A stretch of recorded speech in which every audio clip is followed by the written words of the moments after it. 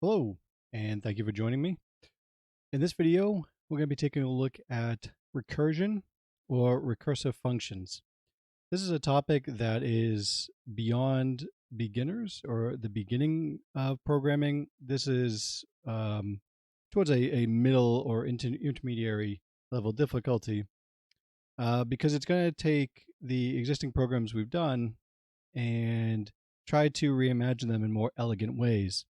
And recursion is something that is kind of tricky to get your head around, but hopefully I can give you some examples that will explain it. It's a fairly important concept in programming and computer science and can result in some really elegant programs when done right. So I'll take you through the steps you need to create recursive functions, what they're used for, and some real practical examples. So our topic for today is recursion. And I invite you to code along with me so that you can get some experience in typing these out as well too. So, all right. So, what is recursion?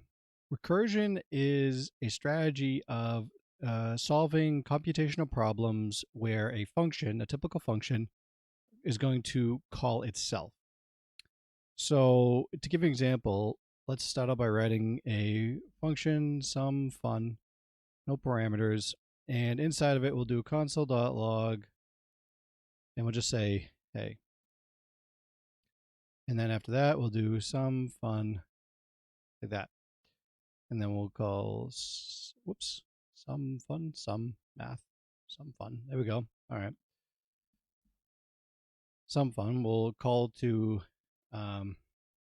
kick it off. So we're looking at this, and you might be saying, "Is this valid JavaScript? Is this legal?"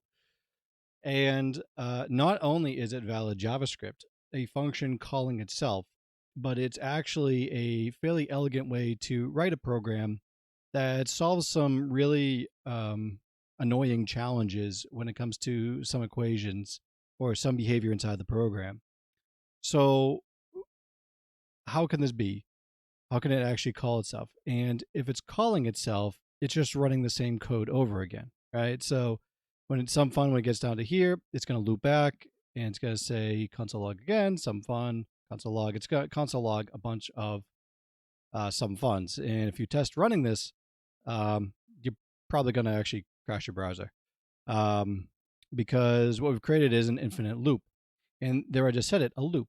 Isn't this a loop? Haven't we seen this before where you have a set of code and it just runs over and over again on its own? If it's just like a loop, what makes this so special? And there is a major difference between recursions and loops, in that recursions, like we see here, this is a recursive function. And the major difference between the two is that recursions or recursive functions are contained and produce a specific output based upon their input. Now, we didn't have any input here, but we will see that soon. And this whole function will operate based upon that input. And that input can mutate, it can change. The state of that data can change as we go through the program. And a loop, on the other hand, like a while loop or a for loop, that is going to run in a linear fashion. It's just going to start at the first iteration and work its way all the way to the end, counting out how many iterations you want it to have. And each iteration, each time that loop runs, it's going to be written exactly how you wrote it without any regard to changing inputs. And we're going to see a comparison as well later on of that and why it might be easier or more elegant just to compact everything down into a recursive function. Okay. So let's move on to one example where we would actually use this. So I'm going to comment that out so we're not going to use it. And you're going to see recursion or recursive functions used a lot in writing out math equations. And one of them that it's just easy to write this for is factorials. Okay. So factorials are the product of all numbers from 1 to an n number. So basically, if you had, 10 groups and they were labeled 10, or you had 10 items in one group, 9, 8, 7, 6, 5, 4, 3, 2, 1, and you want to know how many people how many items were being computed together, you would multiply them, right? I mean, you could add them, I guess, for groups, but in terms of multiplication, right? If it was a multiplying, if each one was a factor of the other one, then you'd use a factorial, right? And so we'd use all the numbers from 1, starting at 1, not 0, up to that number that we would end with. So it would look like something like this. If we represent a factorial with an exclamation point, and it starts off with n, and whatever number that is, n times n minus 1. So yeah, if we start off with 10, then the next number we would multiply it with would be 9, and then n minus 2 times n minus 3. So you could see that if we, and so on, if we had a small number, this is not really a big deal, right? If you start, what's the factorial of 5 or something like that, that wouldn't be that hard to just calculate on your own. But if you had a fairly large number, a very large number, in the order of thousands, hundreds of thousands, millions, it would take a lot to go and calculate all that. So actually written this out as an actual number, I can show you. It would be something like, say, we'll take 4. This would equal 4 times 3. Actually, I'll write it out. 4 minus 1 times 4 minus 2 times 4 minus 3. Okay, and then so on and so on. All right, and then what would this come out to be? It would be actually 4 minus 3 is actually the end of it. So you see 4. Oh man, I can't type. There we go. So we got 4 times 3 times 2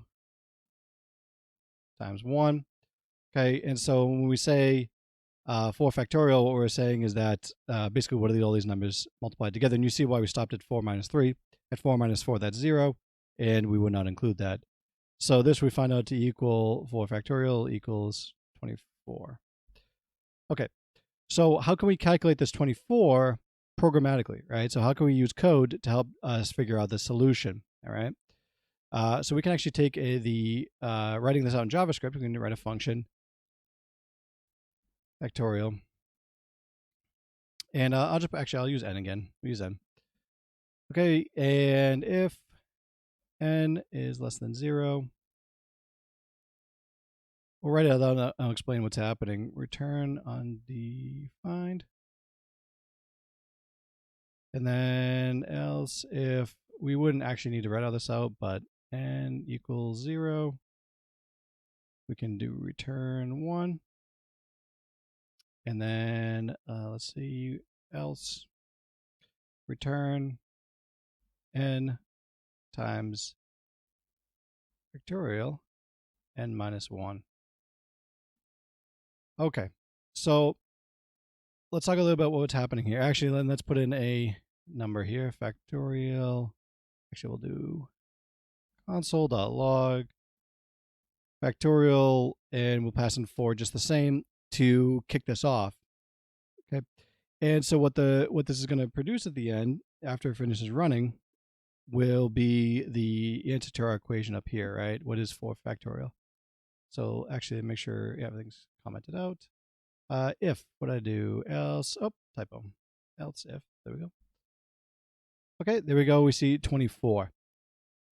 All right, so we can break this down a little bit more to explain what exactly is happening here. And I'll label each one, but basically with each of the different steps. But basically what's happening is that we have a function here that takes an input. We run a check here. I'll explain why in just a little bit, but we run a check and see if n is lower than 0. If it is, we're going to return undefined. This doesn't work if it's a negative number. Else if, basically if the input equals 0, we simply return 1 because we can't have 0. Multiplying with 0 would get rid of all these numbers up here, so it would make this whole thing pointless. So we need to return we return simply 1 as we multiply it by itself. And else we return n times factorial n minus 1. So this goes back to up here. that the original way we'd write this is n factorial n equals n times n minus 1. So we see that a bit repeated down here. And why does this work? What about the rest of it here? Well, if we return n times factorial n minus 1, this is going to go back and it's going to give us, so let's say 4 times 3, okay?